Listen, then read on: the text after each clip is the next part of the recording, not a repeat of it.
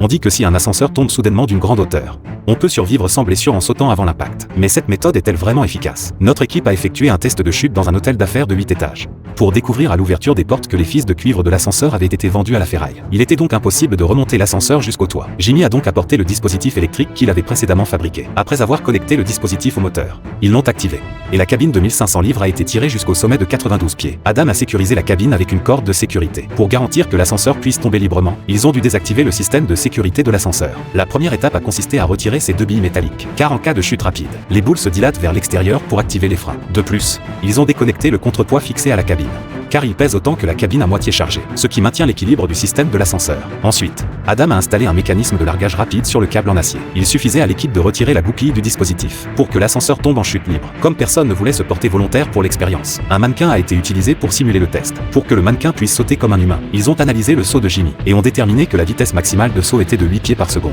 Ils ont ensuite conçu un mécanisme de sautillement utilisant un ressort de voiture. Après plusieurs réglages, il suffisait de retirer la goupille du dispositif, pour que le mannequin saute à une vitesse de 12,5 pieds par seconde. Le mannequin a ensuite été placé dans l'ascenseur, et installé sur le mécanisme de saut, prêt à chuter verticalement depuis le dernier étage. Adam a attaché une corde entre le haut de la cage d'ascenseur et le mécanisme de saut. Lorsque l'ascenseur tomberait à 6 pieds du sol, la corde retirerait la goupille du mécanisme de saut, permettant ainsi au mannequin de sauter juste avant l'impact. Une fois tout préparé, Adam a retiré la goupille du mécanisme de déclenchement. L'ascenseur est instantanément tombé du sommet de 92 pieds jusqu'au fond de la cage, provoquant une onde de choc suffocante. Le mannequin a réussi à sauter juste avant l'impact. Mais aurait-il pu survivre miraculeusement à une force aussi violente? Lorsqu'Adam est allé vérifier, il a constaté que le mannequin s'était brisé en morceaux. Des calculs ont ensuite révélé que l'ascenseur avait heurté le sol à une vitesse de 53 miles par heure. Bien que le mannequin ait sauté à une vitesse de 12,5 pieds par seconde, il a tout de même percuté le sol à 51 miles par heure. De toute évidence, la vitesse du saut n'a pas suffi à absorber la force de l'impact. Ainsi, en cas de chute d'ascenseur, cette méthode ne peut pas sauver des vies. Il est essentiel de ne pas essayer de l'imiter.